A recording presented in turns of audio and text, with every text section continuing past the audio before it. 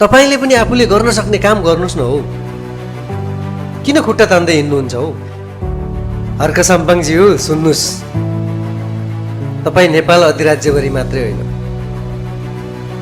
विश्वभरि घुम्नुस्।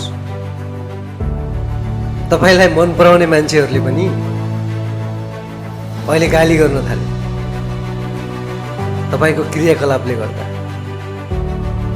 अब चाहिँ सुध्रिनुस्, सरकारलाई आफ्नो काम गर्न दिनुहोस्। सरकारले अध्यादेश ल्याइसक्यो, सरकारले आफ्नो काम गर्दै हुन्छ हौ। या फेरि तपाईको इगो हट भएको छ। म पनि मेयर, बालेन्ज्यू पनि मेयर, बालेन्ज्यू प्रधानमन्त्री भइसक्नुभयो, म चाहिँ एउटा माननीय मात्रै रहेँ भनेर तपाईलाई यो कहीँ डाहा भएको त होइन? मलाई त त्यस्तै लाग्छ। आजभोलि यसो हेरेर म तपाईलाई डाहा गर्ने मान्छे जस्तो लाग्छ हौ। लास्टै डाहा गर्ने मान्छे है तपाईँ।